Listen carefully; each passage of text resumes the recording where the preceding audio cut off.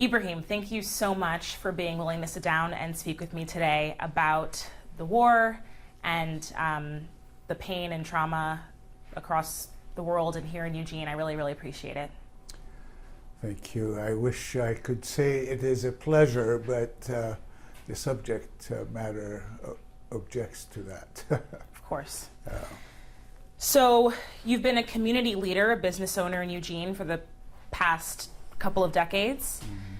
Over the past 2 years, since October 7th, how has this conflict impacted you personally? Well, I still have family back there, so it's not just news to me. So it's much more personal. And I was born and raised in the West Bank, in Bethlehem. So therefore, it's a lot more dear and near to my heart. So where's your family currently? Still in Bethlehem. And so how are they doing? Not very good. As you can imagine, any person who's experiencing war and aggression is not going to fare well. So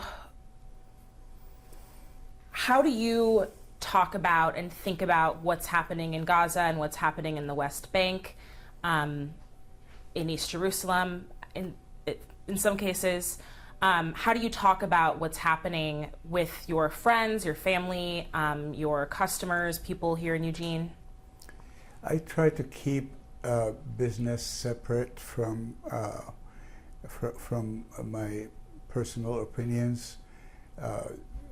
When people do mention it, it's just mostly they're saying, my heart is with you, I feel for you, I feel for your family, it's a tremendous wrong, stuff like that. But mainly, when I talk about it, basically, I know that there are basically two different kind of people. One that approve of the killings of children and babies and women, and ones that don't. That's what it boils down to. Now, there are subtle differences, such as, denial. It's not just the river in Egypt, as they say. So the Israeli public, a lot of it is in that mode, in a denial mode. And a lot of other folks are, and the rest are either complicit, you're either with us or against us, in a sense. But that's basically what I believe is happening. Mm. And so you're saying there's a denial of the reality of the devastation in Gaza? Correct. There is, on Israeli television, as I understand it, there is an ignorance or a segment where the reality of war, the 90% of buildings have been destroyed, 63,000 people have been killed, 31% of them are children. Those are those facts are being denied and questioned vigorously. Yeah. So what do you see as valid actions that people can take to support the Palestinian people during this time? Obviously, the need is tremendous, and of course, journalists are not allowed there, so we don't know. There is a black hole, basically, as far as information coming out of Gaza, less so in the West Bank.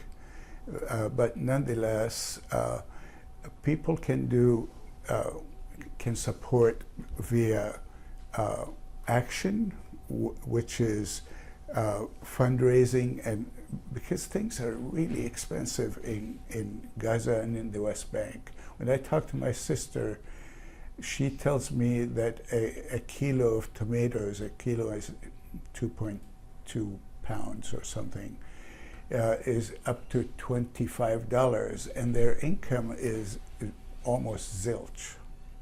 So you could see that the need for money, but also the need to, I mean, every action that stops war, war is devastating and is wrong, and that methodology of having war be a way to solve problems should be antiquated and should be shelved.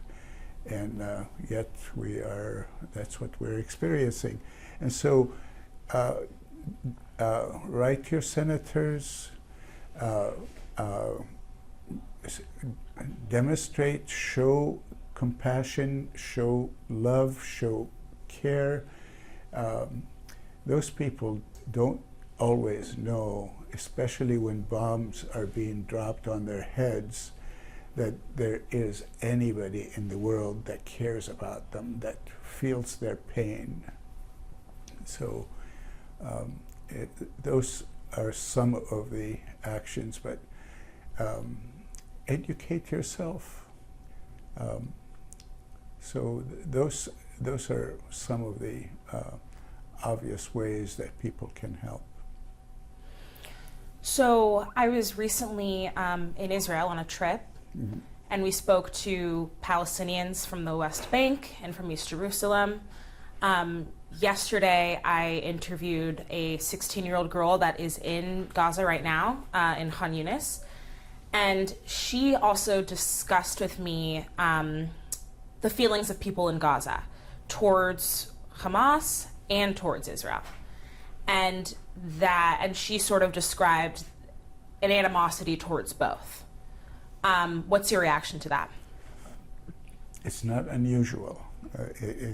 It's par for the course in many senses, because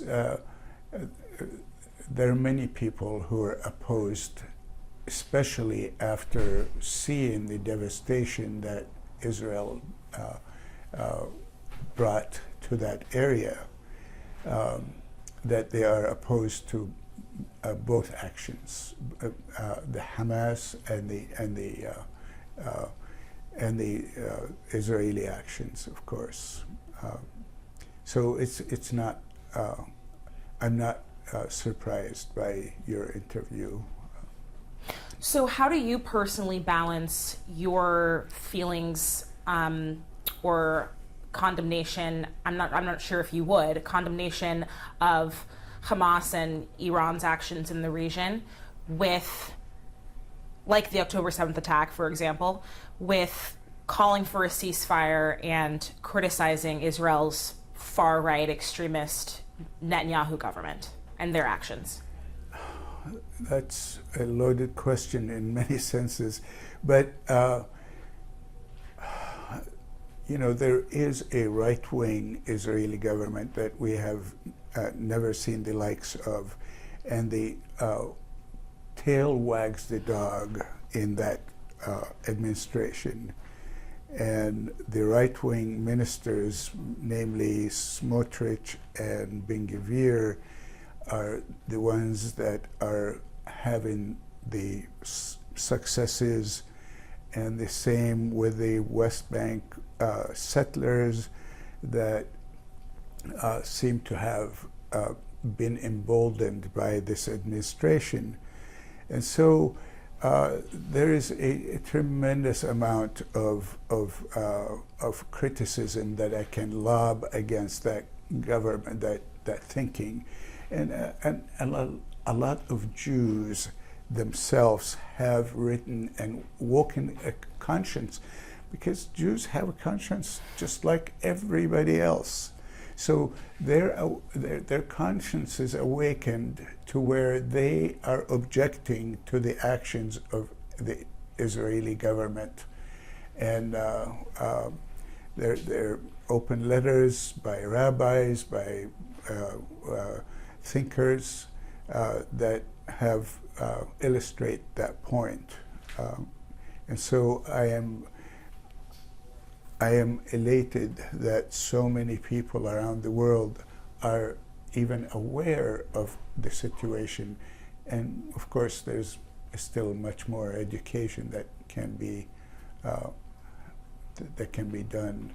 But there is no doubt that this administration in Israel is right wing, and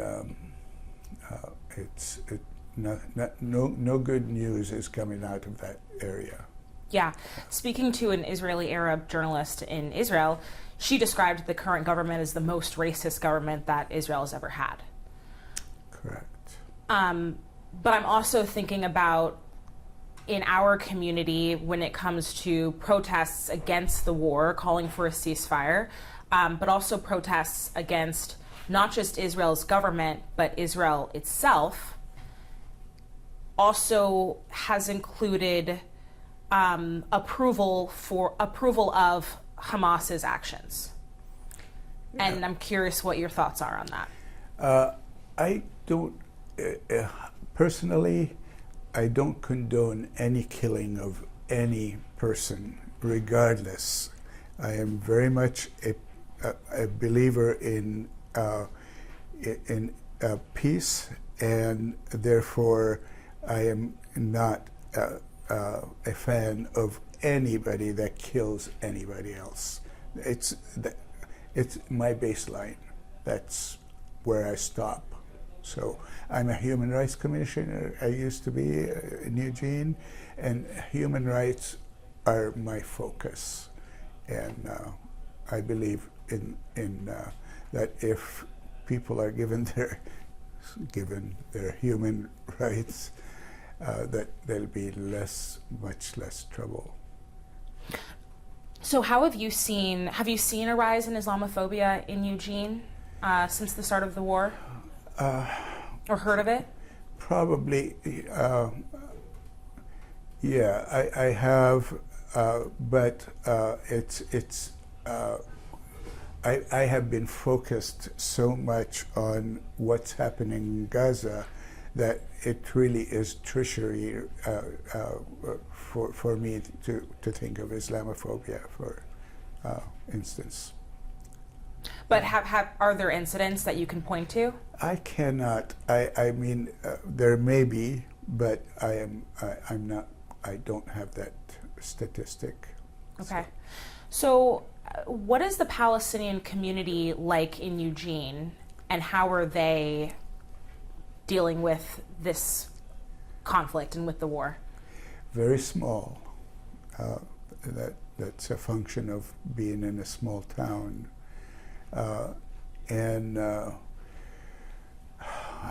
there are some that are religious, and therefore they think any nationalistic feelings should be put off, and that's God's will, and et cetera, et cetera. So the community, though it's small, it's diverse in their thinking and their approach to it. So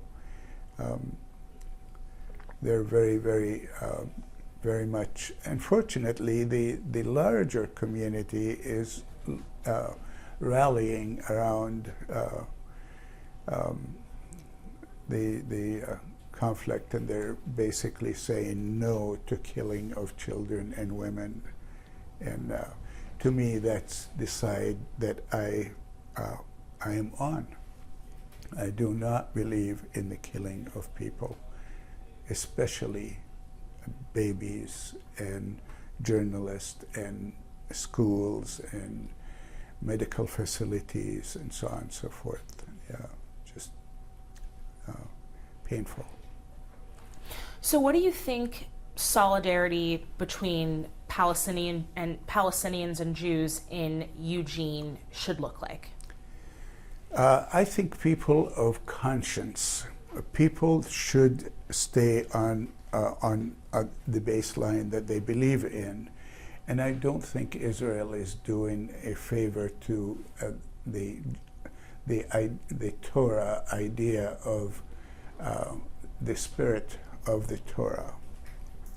And I think more and more people, not just Jewish Voices for Peace, but many more Jews that are unaffiliated are feeling the pain that Palestinians are feeling, and there is a collaboration that's and growing collaboration. What's your personal relationship with some of the Jewish organizations in town? I have, during the encampment at the University of Oregon, I have fed the students that were encamped, and I have spoken to them, and I applauded their stand that they're against war. And I'm still, for instance, last week, I think last Saturday, I did a simple meal for Gaza where I cooked all the food and brought it to this church, and there was they ate me out of house and home, basically, which is great. So there are many people, not just Jews and Palestinians, that are seeing and pointing to the wrong, and that's I think that's where I stand. Also, point to the wrong, and hopefully light a candle, as they say here in Eugene, especially. Light a candle to dispel some of the darkness.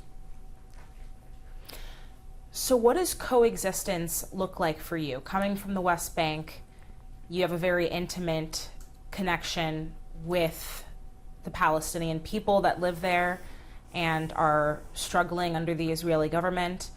But you also clearly have positive relationships with Jews, and I'm assuming possibly some Israelis as well. Yeah. So what does coexistence look like for you? To me, human rights. Human rights explains all of that. When equality and justice happens, that's when human rights, if you want human rights, you work for justice. And that's what I firmly believe, that till we see each other as equals, which is a lot, because there's a little disconnect in that area. Till we see each other as equals, I think we've lost the game, if that's an expression I can use. But so till that happens, there's coexistence is going to be a failure. So what would you say to some in our community that might be on the extremes on either side? Being in Israel, we spoke about how it's really the extremists on both sides that are ruining the possibility for peace, the chance for peace. And I would say there are some extremists in our own community that can't see past the one side that they are more empathetic to. What would you say to those people? I would say that the middle ground needs to be the biggest segment of the population, and more people, because the extremists will always exist. So when experiments such as human rights for everybody and seeing each other as equals become a reality, then the extremists go their way. And I wish they would go out and fight it in the desert someplace, you know, but that's not, of course, a reality. And so I believe that the thicker the middle ground, the more people believe in equality, the more people believe in justice on both sides, then justice will occur. But till then, we're just going to struggle. Yeah, and speaking to people intimately involved in the conflict, when you ask them, when do you think this will end? When do you think we'll finally reach coexistence and peace? Many people have told me 5 to 8 decades, 80 years before we can truly get to trust on both sides and coexistence. What are your thoughts on that? So I was curious as to those reasons why people gave you 80 years, 8 decades for trust to percolate to the top, basically. And so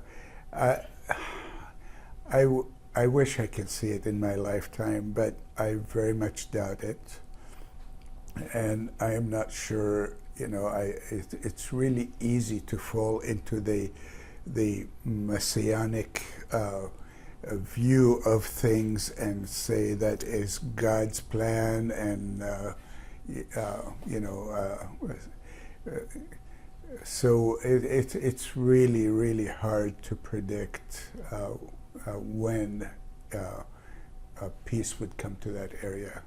And if there's conflict, there is no peace, and of course that's, you know, a little obvious, I think. And so till they see each other as equals, I don't think there's a chance for tranquility and peace to come to that area. Do you have hope that it will eventually, things will eventually resolve and end peacefully? Yeah. You know, it's really hard to have that hope, yet it's hard not to. So I always will have hope, because I am that kind of person. I'm a hopeful person, and there's a projection that I put on the situation, whether it's reality or not. And when I see people collaborating, especially those Palestinians and Jews, when there's collaboration, I'm elated.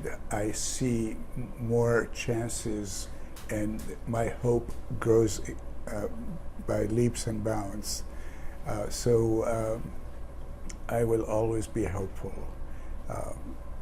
but I probably take that to my 6 feet under. Yeah. Beautiful. Yeah.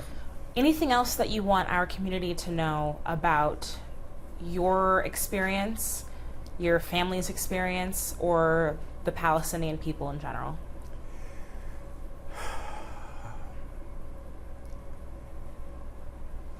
Yeah, that we're not terrorists just because we're labeled that way. I think it's,